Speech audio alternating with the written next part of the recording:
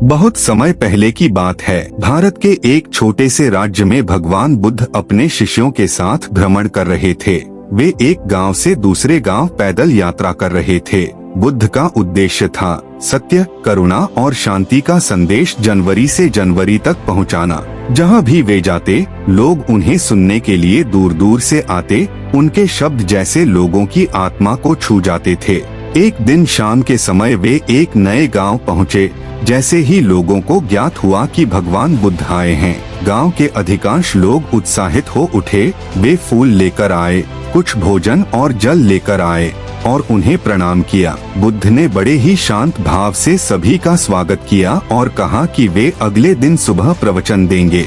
पर उसी गांव में एक व्यक्ति था, एक व्यापारी, जो बुद्ध से बहुत चिढ़ता था। उसे लगता था कि बुद्ध लोगों को सांसारिक जीवन से विमुख कर रहे हैं। वह मानता था कि ये साधु लोग लोगों को काम धंधा छोड़कर वैराग्य की ओर मोड़ रहे हैं, जिससे समाज कमजोर हो रहा है। उसने ठान लिया कि वह बुद्ध को सबक सिखाएगा।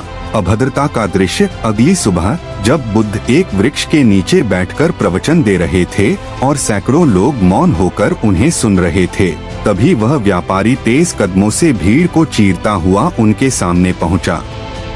उसने बिना किसी संकोच के ऊंची आवाज में कहा, हे तथाकथित बुद्ध, तुम कोई ज्ञानी नहीं हो। तुम तो लोगों को बहका रहे हो। यह सब ज्ञान, यह सब धर्म, सब दिखावा है। तुम एक ढोंगी हो, पाखंडी हो। पूरी सभा स्तब्ध रह गई। सबकी आंखें बुद्ध की ओर थीं। वे अब क्या करेंगे? बुद्ध शांत बैठे रहे। उनके चेहरे पर कोई परिवर्तन नहीं हुआ, न गुस्सा, न दुहक, न कोई प्रतिक्रिया। उनका चेहरा शांत झील की तरह था। वह व्यक्ति फिर चिल्लाया, तुम सुन क्यों नहीं रहे? तुम गूंगे हो क्या? कुछ तो बोलो, मैं तुम्हारा अपमान कर रहा हूँ। शिष्यों का क्रोध। बुद्ध के कुछ शिष्य बहुत क्रोधित हो गए। एक शिष्य ने कहा, भगवान, यह व्यक्ति आपके सामने अपशब्द कह रहा है।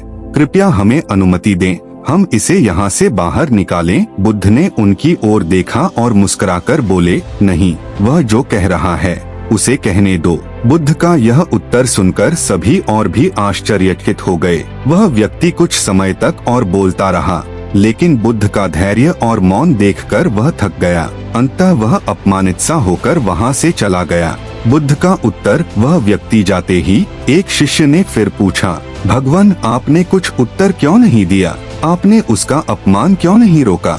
बुद्ध ने मुस्कुराते हुए उत्तर दिया, यदि कोई तुम्हें कोई उपहार दे और तुम उसे स्वीकार न करो, तो वह उपहार किसके पास रह जाता है? शिष्य ने तुरंत उत्तर दिया, स्वाभाविक है, वह उपहार देने वाले के पास ही रह जाता है। बुद्ध बोले, ठीक वैसे ही जब कोई मुझे अपशब्द देता है, गालियाँ देता है और मैं उन्हें स्वीकार नहीं करता, तो वे शब्द उसी के पास रह जाते हैं। मैं क्यों किसी का क्रोध अपने मन में जगह दूं?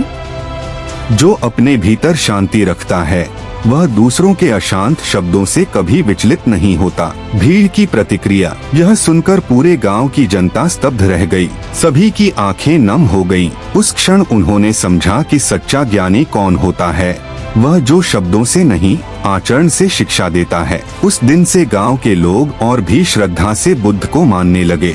और कुछ दिनों बाद वही व्यापारी, जिसने अपशब्द कहे थे, चुपचाप बुद्ध के पास आया, उनके चरणों में गिर पड़ा और रोते हुए बोला, मुझे क्षमा करें, मैं अंधकार में था।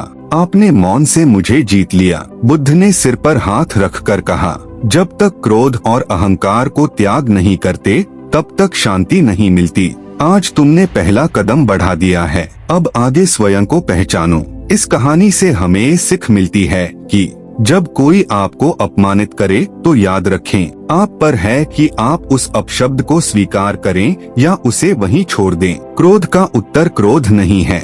मौन, धैर्य और प्रेम, यही सच्चे उत्तर हैं। जो स्वयं शांत होता है, वही दूसरों को शांति दे सकता है। अगर वीडियो अच्छा लगा तो वीडियो को लाइक, कमेंट, शेयर, सब्सक्राइब सभी कर देना।